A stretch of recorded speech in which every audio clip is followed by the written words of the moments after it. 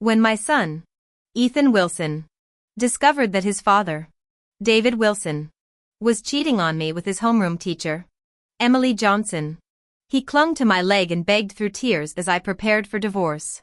I don't want to lose mommy or daddy. Please forgive daddy just once. Okay? In my previous life, I'd relented to this heartbreaking plea. For 18 years, I sacrificed everything to give Ethan the best upbringing possible. Yet his first act after achieving success was to evict me from our home. A kitchen-dwelling hag like you doesn't deserve to be my mother. If Dad hadn't pitied Emily's delicate health, he should have divorced you years ago. The rage-induced heart attack that followed became my bitter end. Now reborn at this critical juncture, I stared coldly at the weeping child. Ethan's tear-streaked face pressed against my thigh as he repeated his scripted lines, "Don't leave Daddy.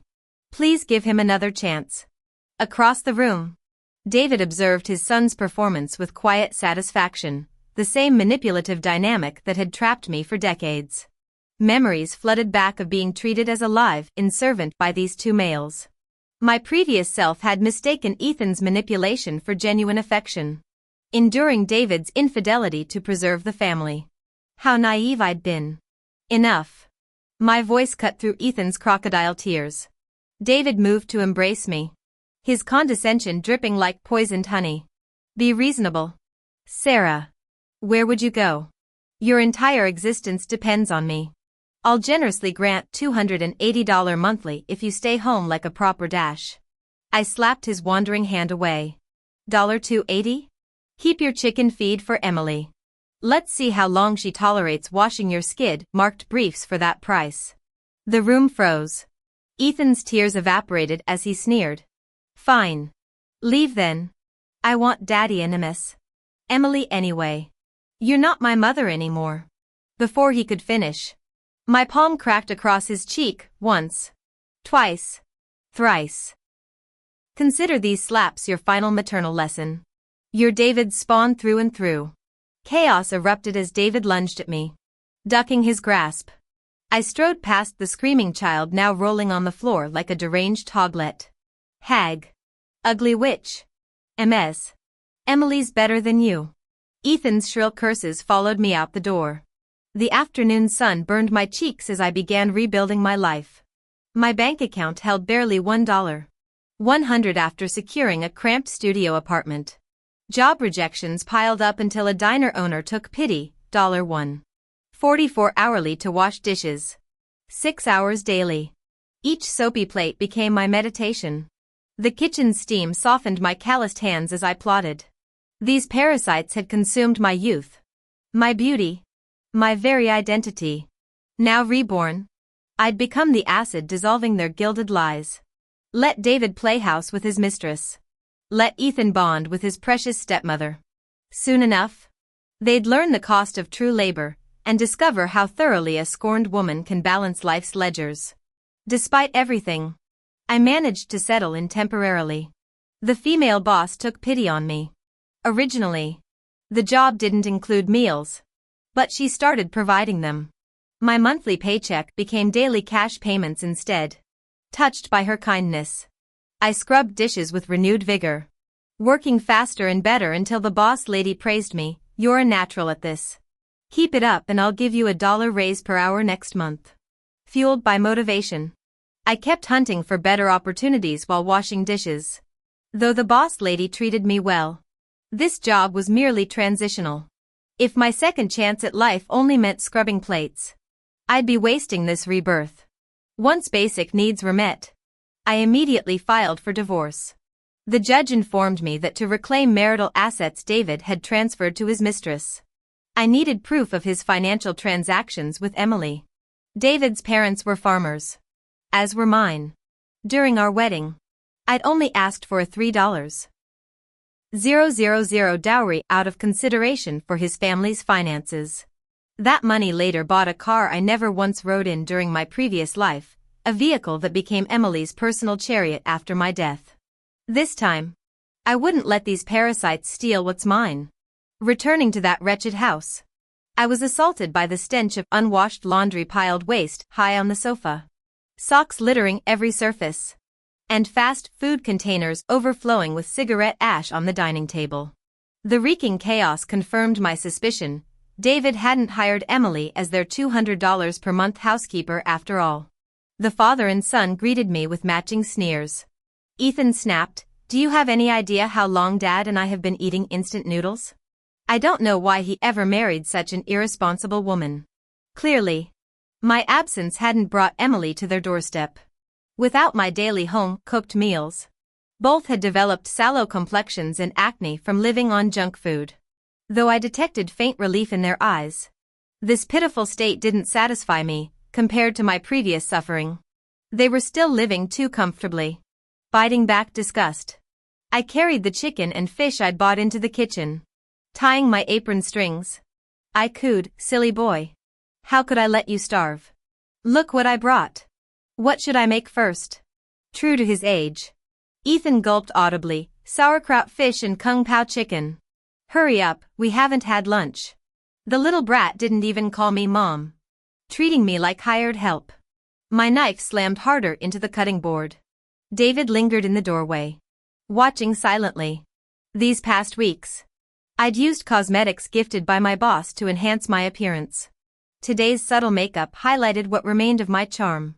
While my figure needed more work, my culinary skills were unmatched. The poor guy only earned about $600 monthly.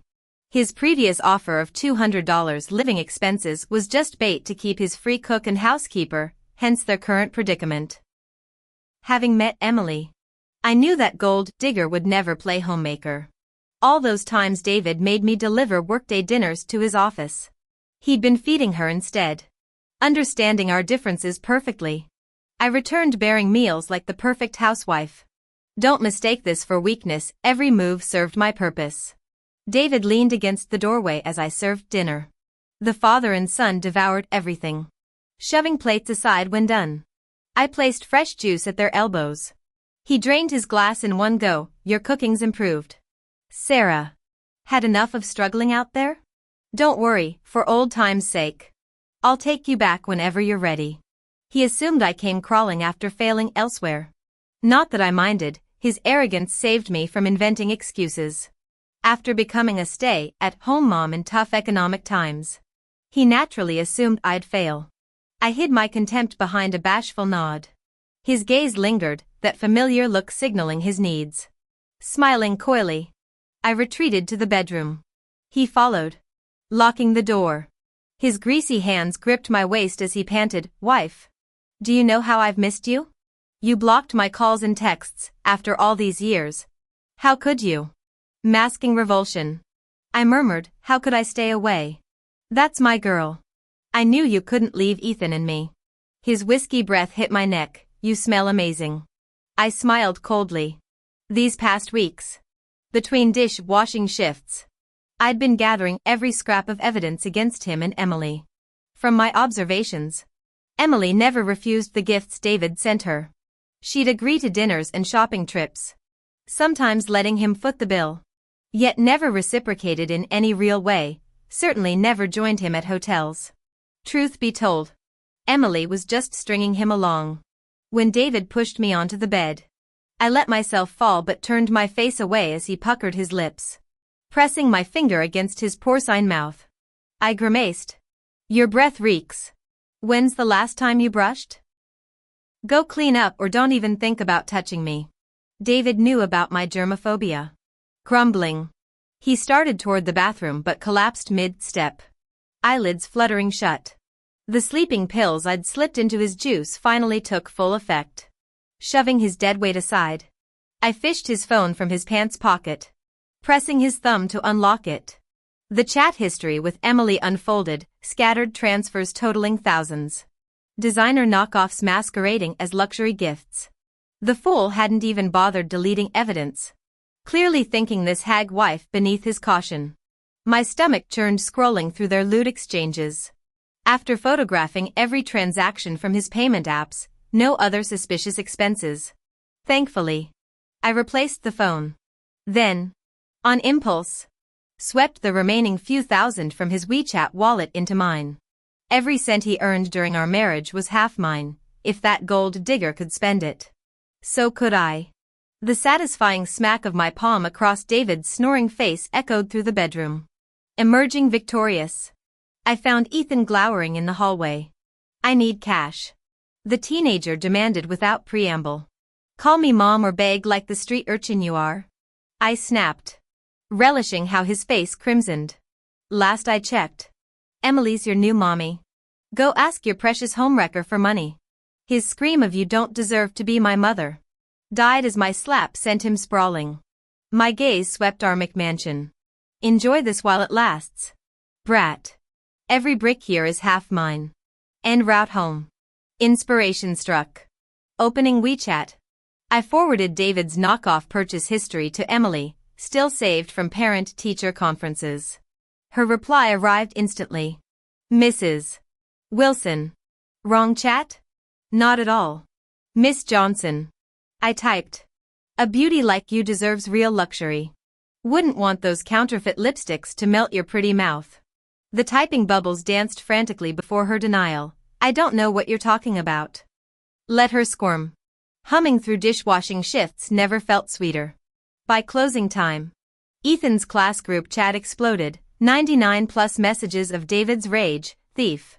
Return my money or I call cops. Our dear teacher Emily stayed conspicuously silent as David's expletives flooded the parent group. I dropped a new chat QR code, drama unfolding here. Within minutes, half the class migrated to my new group. Only then did Emily surface. Mr. Wilson, please resolve family matters privately. I laughed aloud. The knockout who'd settled for a paunchy middle-aged man only to score fake Birkins? Tonight, 2 households would lie awake, her choking on rage, him hemorrhaging cash. As for me, this hag just secured enough evidence to drain both their bank accounts dry. Since David was determined to escalate things, I couldn't back down either.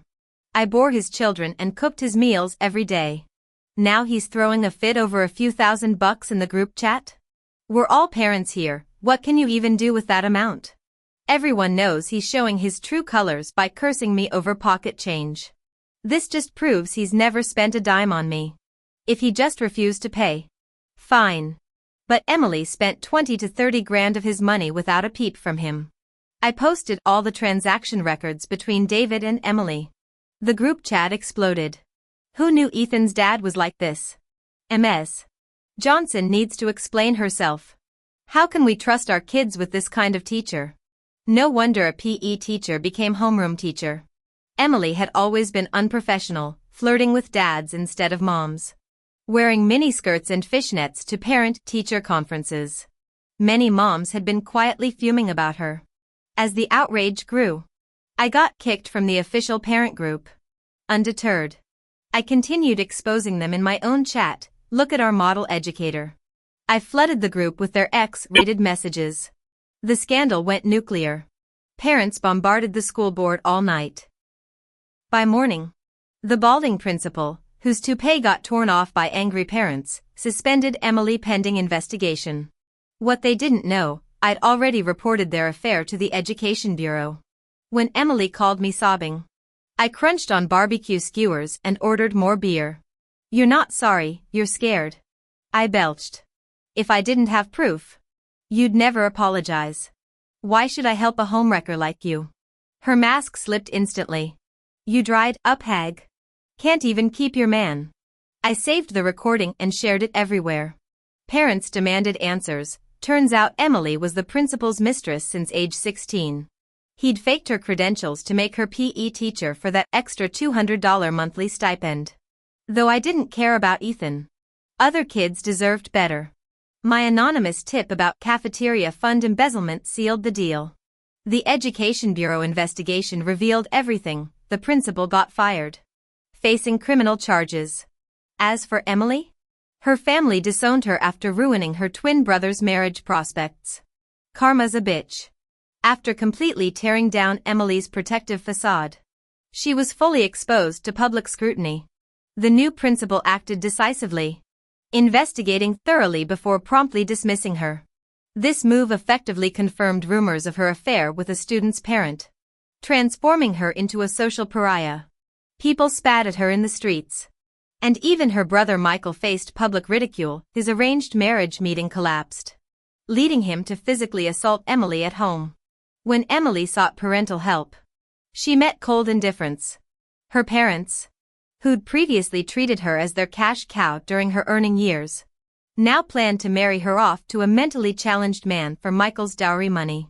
With her reputation ruined, no respectable family would consider her. A rejected suitor even drove 10 miles to set off fireworks outside her home in mock celebration. Meanwhile, David remained preoccupied with his mistress, leaving me undisturbed to pursue new opportunities. Taking inspiration from my former employer's advice, I embraced my strengths by becoming a live-in housekeeper despite my accounting degree. My new position in our small town paid exceptionally well at $700 monthly, earning genuine congratulations from my previous boss. The court summons I filed finally reached David. He raged over the phone, "Sarah, you scheming bitch. You'll get nothing in this divorce. The house, cars, savings, all mine. Ethan will never call you mother again." I scoffed, "That's your and Emily's bastard child. As for marital assets, I'll take half of everything plus half of your remaining portion, fair compensation for your adultery." My demand left him a quarter share. Not from compassion but strategic caution against cornering rabid dogs. Let the gold-digging Emily endure poverty with him, their mutual torment would be poetic justice. When David refused, I messaged Emily, frowny face still hiding in my marital home. "Ms. Johnson? Your parents are combing the streets for you. Should I tell them your location?" Attaching footage of her parents' public outbursts forced compliance. "Help me finalize the divorce within 3 days, or I'll reveal your hideout." 2 days later, David capitulated. He liquidated assets, transferring my entitled share while keeping custody. At the courthouse, he glared murderously while hastily marrying Emily post-divorce. Outside, I encountered Ethan, disheveled and hollow-eyed. The boy who'd once been my universe now clutched my leg weeping, "Mom, I'm starving. Please come home." I coldly disentangled myself, "You're mistaken." His wailing protests about Emily's neglect echoed as I walked away without glancing back. The sharp slap of Emily disciplining him punctuated my departure, a fitting coda to this decade-long nightmare. Yvonne had endured a lot of frustration lately, and her helpless son became her punching bag. I didn't turn around, knowing it was Yvonne and David Wilson emerging after getting their marriage license. Seeing their son trying to win me over, Yvonne erupted in rage. "No wonder he's sucking up to you. His beloved mommy must be treating him like garbage." But none of this concerned me. He'd brought this on himself. The school's new principal, eager to make his mark, called an emergency parent-teacher conference to address the scandal involving Yvonne. Every student had at least one family member present, except Ethan Wilson. He stood alone under the glaring spotlight. Not just because of his solitude, but because everyone knew his father had slept with Mrs. Johnson. The stares ranged from pity to disgust, each more unbearable than the last. "Ethan, is Mrs. Johnson really your dad's mistress? Your mom must be so sad." A classmate sneered. "Why didn't your mom come? Did she abandon you?" Another taunted. "My grandma says rotten apples don't fall far from the tree. You're just as bad as your dad." Ethan fled the auditorium in tears. After that day, he became a social pariah. The entire school treated him like a budding predator. Personally, I thought he was worse than his cheating father. I'd sacrificed everything to raise him, yet he'd forced me out of my own home with nothing. He deserved what came next. I didn't expect karma to strike so swiftly. He died, murdered by the woman he adored. Turns out, Yvonne's parents had panicked after taking dowry money from a mentally disabled man's family. When they couldn't find Yvonne, they kidnapped Ethan. The boy cracked under pressure, revealing her hideout. Yvonne was dragged back home. David tried to intervene, but her parents demanded $20,000. He balked. He'd never spend that much on a woman. This cheap bastard complained for a decade about the $3,000 he'd spent on our wedding. They locked Yvonne in a room with her husband. That night, Neighbors heard chaos. The man had a psychotic episode, strangling her while marveling at her death throes. She smashed a lamp over his head and ran, only to be kicked back inside by her brother Michael Johnson. The brute recovered and dragged her back, breaking her wrist before torturing her. Near death, Yvonne jammed a cum-dun extractor into his heart. She escaped, bloody and disheveled, storming into David's apartment. "Baby, you're back." David opened the door smiling. The extractor pierced his chest before he finished speaking. Yvonne then marched into Ethan's room. "You think you can pity me?" she hissed. He didn't stand a chance. She snapped his limbs like twigs before hurling him from the 7th floor. Paramedics pronounced Ethan dead at the scene.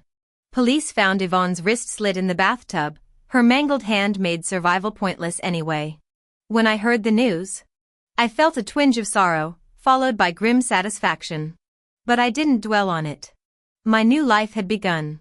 I've since connected countless stay-at-home moms in similar situations, women pouring their souls into families that discard them.